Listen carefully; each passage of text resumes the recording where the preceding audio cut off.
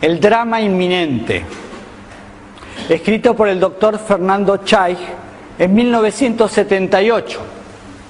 Así que, si el drama era inminente en 1978, imagínense 33 años después, cuán inminente estará.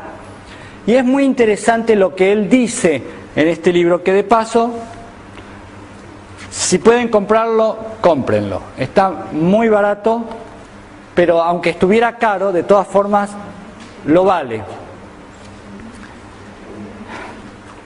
Ya en aquella época, en 1978, el doctor Chay se preguntaba, o trataba de responder, la pregunta que se hacía mucha gente en su tiempo. Algunos dicen que se preguntaban, ¿por qué debemos preocuparnos con el estudio de estos dramáticos acontecimientos, siendo que ellos constituyen un aspecto en cierta forma negativo y desanimador de la lucha cristiana? ¿No es mejor estar bien familiarizados con el estudio de las facetas positivas de nuestra lucha y gozar de los buenos tiempos y de los días de sol que Dios nos está dando, manteniendo siempre una actitud gozosa? ¿A que nunca escucharon estas palabras? Nunca nadie les dijo algo así. Cuando alguien habla acerca de las profecías y de los tiempos y de lo que se está cumpliendo, nunca escucharon que le dicen, no se preocupe por eso, el Señor va a venir de todas formas. Hagamos lo que hagamos, el Señor va a venir, no tenemos que preocuparnos. Disfrutemos de la vida, disfrutemos de la familia, no nos preocupemos por nada de eso. Deje lo que ocurra nada más. ¿Para qué creen que está en la Biblia? Si no es para que el pueblo de Dios conozca lo que ha de venir. El doctor Chay responde a esta pregunta diciendo, ante todo, digamos que el conocimiento del futuro, de acuerdo con la profecía bíblica y los escritos de Elena de White, no impiden que un verdadero cristiano tenga una actitud siempre alegre por dos razones. En primer lugar, Dios nunca revela las pruebas futuras y las tribulaciones del porvenir sin otorgar la bendita seguridad de su compañía siempre presente. Por lo tanto, estudiar lo que ha de venir no nos perjudica, sino que nos beneficia cuando vemos la mano protectora de Dios en medio de las tribulaciones. En segundo término, el estudio de estos sucesos fortalece la fe y la confianza que el Hijo de Dios tiene en un Padre amante y en un maravilloso hermano mayor que recorrió el camino del dolor antes que nosotros y nos ha asegurado, he aquí yo estoy con vosotros todos los días hasta el fin del mundo. Y eso es solamente la primera parte del capítulo 1, que tiene como título una visión panorámica de los acontecimientos futuros. Y cada uno de los capítulos es maravilloso porque nos va mostrando el desarrollo de los eventos tal cual lo estamos viendo ahora, aunque el doctor Chay decía que ya estaban aconteciendo en su tiempo. Y nosotros vemos hoy mucho más cercano todo lo que en ese momento era una vislumbre de lo que iba a pasar. Fechas, periodos de tiempo.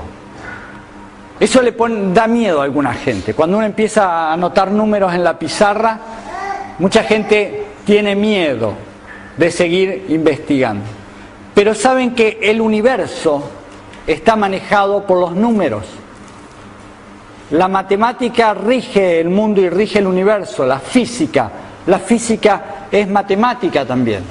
Dios actúa con la naturaleza y los periodos que Él implantó en la naturaleza se cumplen siempre. El número 7 y sus múltiplos siempre están ahí. Hay un viejo refrán que dice que un resfrío se cura en una semana con medicamentos y en 7 días sin medicamentos. ¿Por qué ese término de tiempo? Porque esa es la evolución que tienen las enfermedades y los virus. 7, 14, 21. El término 40 aparece muchas veces en la Biblia y está relacionado también con periodos en los cuales Dios quiere enseñarnos algo. 3 años y medio, 7 años, 40 años, etcétera. Esos periodos que aparecen una y otra vez y que nosotros tenemos que conocer para entender lo que Dios está queriendo decirnos y no actuar apresuradamente. Ustedes recordarán la historia de José. José era un muchacho de la familia de Jacob, uno de sus hijos menores, que fue vendido por sus hermanos como esclavo y llevado a una tierra distante, con otro idioma, con otra religión, y además él iba como esclavo. Un príncipe de la familia de Jacob, un hacendado con buen nivel, de repente se transforma en un esclavo. Hoy diríamos, un nene de mamá ahora tiene que ir a limpiar los baños. Él promete en su corazón no defraudar a Dios. Y Dios lo somete a una prueba, porque era necesaria para el fortalecimiento de su carácter. Y él se somete a esa prueba de acuerdo a los designios de Dios. Y Dios lo prueba durante 14 años de distintas maneras a ver cómo él respondía. ¿Cuánto es el término de la educación en una escuela común, desde el primer grado hasta que termina la secundaria? 12 años. Jardín de infante o preescolar, 13. ¿No? Más o menos el mismo periodo que Dios utilizó con José. O sea que lo sacó de la tierra de su padre, lo llevó a una tierra desconocida para enseñarle. Y usó 14 años. Durante 10 años él estuvo como mayordomo de Potifar, el capitán de la guardia del rey. Y después estuvo 3 años y medio en la cárcel por un crimen que no había cometido. Injusticia tras injusticia. Pero después de esos 14 años, él fue restablecido. ¿Qué hubiera pasado si él no hubiera aguantado esos 13 años y medio? Si él se hubiera enojado con Dios antes, ¿habría llegado a ser el gobernador de Egipto? No. Tal vez hubiera terminado sus días en la cárcel. Nadie lo hubiera rescatado por ahí. Después vinieron los 7 años de las vacas gordas y después los 7 años de las vacas flacas. Y aunque ustedes no lo crean, en los ciclos económicos a nivel mundial se repite eso permanentemente. Ciclos de abundancia, ciclos de escasez.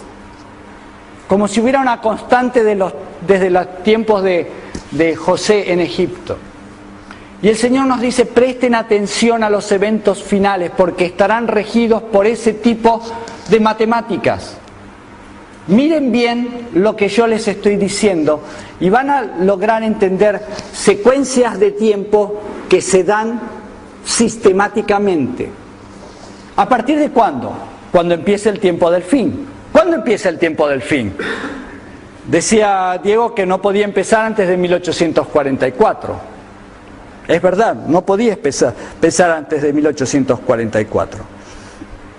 El Señor también establece un tiempo en el cual Él dejaría actuar el pecado, que se desarrollara, no para siempre, sino para que todo el universo pudiera ver cuán malo es el pecado, usando el planeta Tierra como una muestra del desarrollo de la maldad. Y el Señor establece un tiempo, ya lo tenía desde el principio. Él les dice, vendrá un Mesías, pero no les dice la fecha, para que lo esperen con ansias cada generación. ¿Entienden eso? Dios no les dice la fecha porque sabía que el Mesías iba a aparecer ¿cuántos años después de la caída? ¿100 años después de la caída? 4.000 años después de la caída. Eso estaba planificado así. Es más, en la Mishnah, la Mishnah es la explicación del Talmud y de la Torá.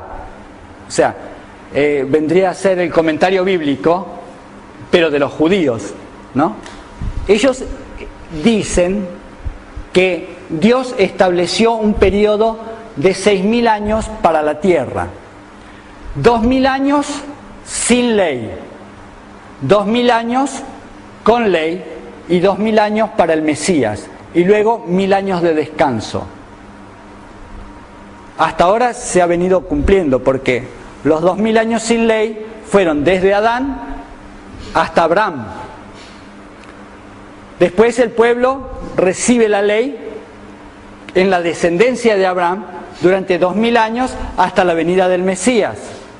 Lo que pasa es que los judíos, como no reconocieron a Cristo como el Mesías, ellos dicen que estamos viviendo en la última etapa de esos 2.000 años y ellos están esperando que venga el Mesías, al principio de esa etapa o al final de esa etapa.